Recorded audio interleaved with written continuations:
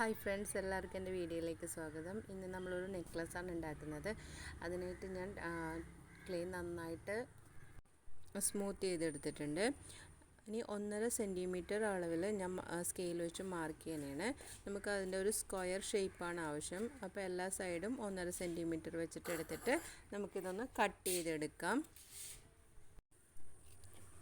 ഇത് നമുക്ക് ഒന്നും കൂടി ഒന്ന് സ്മൂത്ത് ചെയ്തെടുക്കണം. അതിൻ്റെ സൈഡൊക്കെ കട്ട് ചെയ്തിട്ട് ഒന്നും കൂടി ഓയിൽ യൂസ് ചെയ്തിട്ട് ഒന്നും കൂടി നന്നായിട്ടൊന്ന് സ്മൂത്ത് ചെയ്തെടുക്കാം. എന്നിട്ട് അതിൻ്റെ സെൻറ്ററിലായിട്ട് ഒരു ലൈൻ ചെയ്യുന്നുണ്ട്. അപ്പോൾ അതുപോലെ നമുക്ക് എല്ലാം ചെയ്തെടുക്കാം.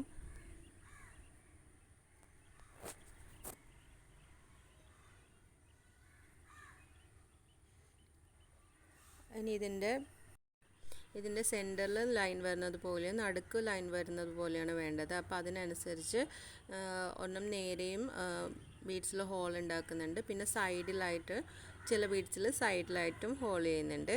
അങ്ങനെ 12 ബീഡ്സാണ് കേട്ടോ വേണ്ടത്. പിന്നെ 2 ബീഡ്സ് ഇയറിങ്സിനും വേണം. അപ്പോൾ അത് റെഡി ആക്കിയിട്ടുണ്ട്. ഇത് നന്നായിട്ട് ഡ്രൈ ആയിട്ടുണ്ട്. അപ്പോൾ അതിൻ്റെ സെൻറ്ററിൽ ഞാൻ ബ്ലാക്ക് വെച്ച് ലൈൻ ചെയ്യണം. ഫുള്ളായിട്ട് ബ്ലാക്ക് കൊടുക്കുന്നില്ല. അങ്ങനെയാണെങ്കിൽ പിങ്ക് അടിക്കുമ്പോൾ അധികം ബ്രൈറ്റായിട്ട് കിട്ടില്ല. ഇതിൻ്റെ ഒരു സൈഡ് വിട്ടിട്ട് ബാക്കി ഫുള്ളായിട്ട് പിങ്ക് കളർ ചെയ്യുന്നുണ്ട്. ബാക്കിലും പിങ്ക് കളർ ചെയ്യുന്നുണ്ട്. പിന്നെ ഒരു സൈഡിൽ നമുക്ക് ഓറഞ്ച് കളറാണ് ചെയ്യുന്നത്. പിങ്ക് ആൻഡ് ഓറഞ്ച് കോമ്പിനേഷനാണ്. അപ്പോൾ നടുക്ക് സെൻറ്ററിലായിട്ട് ഒരു ബ്ലാക്ക് ലൈനും കൂടി വരും. അപ്പോൾ ഇതുപോലെ തന്നെ എല്ലാത്തിലും ചെയ്തെടുത്തിട്ടുണ്ട്. പിന്നെ ഇയറിങ്സിന് മാത്രം ഒരു ബീഡ്സ് അറ്റാച്ച് ചെയ്തിട്ടുണ്ട്. അതിന് ഗോൾഡൻ കളർ ചെയ്തിട്ടുണ്ട്.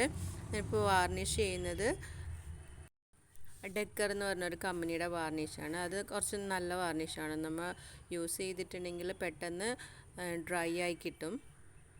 ഇതെല്ലാത്തിൻ്റെ ഫ്രണ്ട് സൈഡ് ചെയ്ത് വെച്ചിട്ട് ഞാൻ കുറച്ച് കഴിഞ്ഞിട്ട് ബാക്ക് സൈഡും വാർണിഷ് അടിക്കുന്നുണ്ട്. പിന്നെ ബീഡ്സിലും വാർണിഷ് ചെയ്യുന്നുണ്ട്. നമുക്കിത് അസംബിൾ ചെയ്യാം. അതിനായിട്ട് ഞാനൊരു ലോക്ക് ബീഡ്സ് എടുത്തിട്ടുണ്ട്. ലോക്ക് ബീഡ്സ്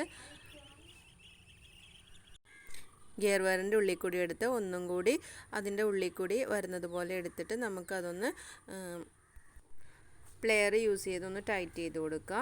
ഇനി നമുക്ക് ബീഡ്സ് ആഡ് ചെയ്യാം. ഫസ്റ്റ് റൗണ്ട് ബീഡ്സ് ആഡ് ചെയ്തിട്ടുണ്ട്. പിന്നെ നേരെ ലൈൻ വരുന്നത് പോലുള്ള ബീഡ്സ് അത് ആഡ് ചെയ്തിട്ടുണ്ട്. പിന്നെ ഒരു റൗണ്ട് ബീഡ്സ്. അങ്ങനെ നമുക്കതൊന്ന് കോർത്തെടുക്കാം. എന്നിട്ട് എൻഡിൽ ഒന്നും കൂടി നമുക്ക് ലോക്ക് ബീഡ്സ് യൂസ് ചെയ്തിട്ട് അതിൻ്റെ ഉള്ളിൽ കൂടി ഒന്നും കൂടി ഗിയർ വയർ അതിൻ്റെ ഉള്ളിലേക്ക് കടത്തിയിട്ട് നമുക്കതൊന്ന് ടൈറ്റ് ചെയ്ത് വെക്കാം. എന്നിട്ട് പ്ലെയർ വെച്ചിട്ട് അതൊന്ന് ലോക്ക് ബീഡ്സ് നന്നായിട്ട് പ്രസ് ചെയ്ത് അത് അവിടെ ലോക്കായിട്ട് വരുന്നത് പോലെ നല്ല അനങ്ങാത്ത പോലെ വെക്കണം. ഇനി നമുക്ക് അതിൻ്റെ ബാക്കി വരുന്ന ഗിയർ വയർസ് നമുക്കൊന്ന് കട്ട് ചെയ്തിട്ട് ബീഡ്സിൻ്റെ ഉള്ളിൽ കൂടി എടുക്കണം.